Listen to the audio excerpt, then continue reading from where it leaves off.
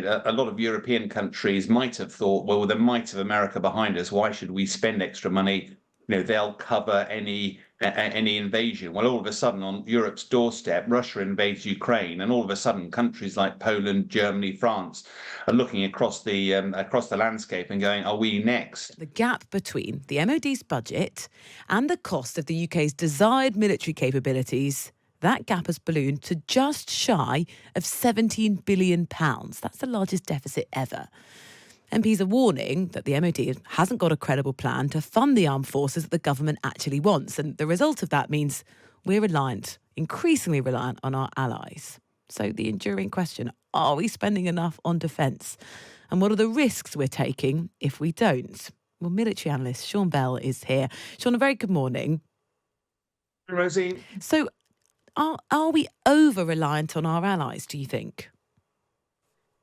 Well, it's a tricky question because the harsh fact remains that very few countries in the world are capable of having a sufficient defensive military capability to withstand an attack on their own. And a good example is Ukraine. They were not able to withstand a major superpower having a go at them. So apart from the US, China, maybe Russia, most countries in the world need to find a way to ensure their protection. And that's why we're a member of NATO.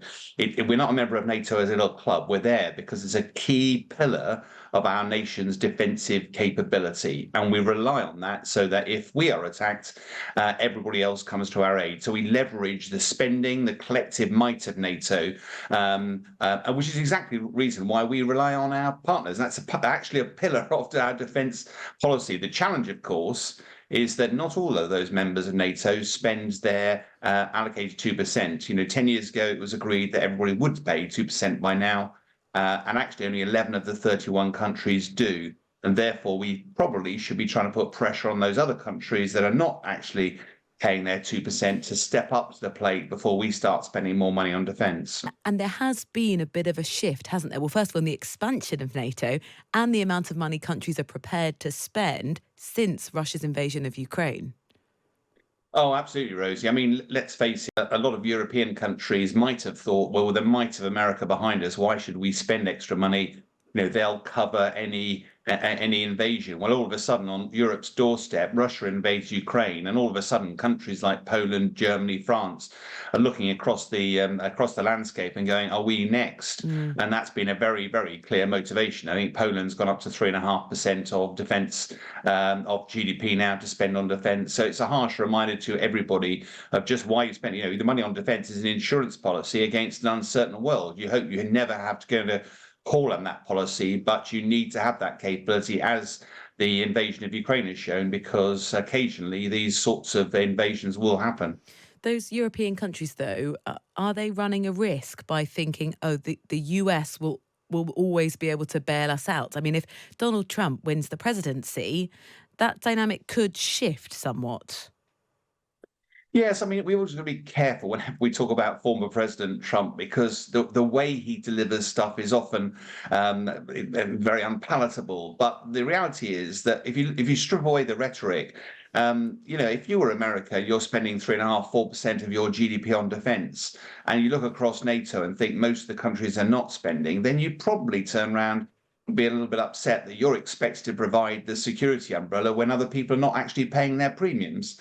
Now, I think at the moment, the harsh reality for the UK is there's always tension. Grant Shapps famously said we're living in a more dangerous world than he remembers in Margaret Thatcher's day. Yet, of course, when she was in power, 4% of our GDP was spent on defence. Currently, we're down half of that. And although, the government says that we aspire to spend more on defence, up at 2.5%, the most recent budget, this week was very illuminating that the government actually chose to spend more on saving taxes and childcare than it did on increasing the defence budget. So when actions speak louder than the words, at the moment, 2% looks like what we're going to spend on defence. So we have to make sure that our NATO partners also do the same. Do you think that's sufficient, 2%? Well, like you, Rosie, I'm a taxpayer. So as a former military guy, I'd always turn around and say we need more money. I think one of the challenges here is that where would you take the money from? Would you take it from the National Health Service or welfare? I would clearly love to see more money spent. But I think the key first, A, is to get their allies to pay their way. Secondly, I think there are smarter ways of spending our money. A lot of lessons we've learned from the Russian invasion of Ukraine about stockpiles, but also about Ukraine's use of technology. We're still very stovepiped in this country, Army, Navy, and Air Force all spending their own budgets. And yet the world of network training, linking up the simulators from the tanks, from the ships to the airplanes. I did most of my training in my formative years actually in the aircraft, in the live world, and it's quite dangerous doing training. You do run the risk of, and I ejected out of an airplane many years ago.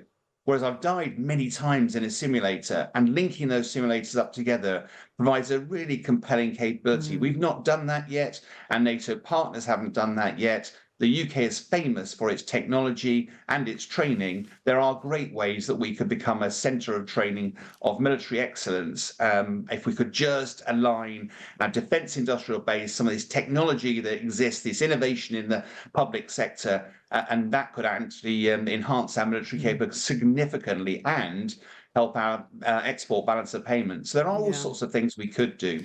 And one of the big challenges is how do you persuade your allies to pay more for defence, particularly when it comes to funding of NATO? And I just wonder, there have been a couple of stories this week. One this morning saying Lithuania say sensitive planning documents for the last NATO summit were stolen and leaked by hackers, probably working for Russia. I mean, of course, it's not a surprise that Russia are trying to do this, but the evidence would suggest that they're fairly successful in being able to breach our basic security defences in the kind of conversations we're having about how to handle Russia. Rosie, this has always been around. I mean, let's face it, spies have been existing since the dawn of time. So we just have to be very careful. I think part of what is interesting about these stories is why the leaks have been exposed. And I think part of that is a little bit like the telephone hacking of the German senior Air Force officers the other day, is that by revealing that these things happen, my goodness, does it tighten up security for NATO members, for national members, whether it's military or civilian in the Ministry of Defences. So I'm never quite sure exactly, the importance of the actual details that have been hacked, but by exposing it, it sends ripples and shockwaves through the system and gets everybody to avoid a degree of complacency, which otherwise could step in. And I think that's why the stories appeared at the moment. It's a general sense that this is a time to tighten up security. And it happened several times when I was in the military, but let's be under no illusions. Russia, China, and the like are constantly spying on us, whether industrially or militarily, and we have to be very careful with our operational security.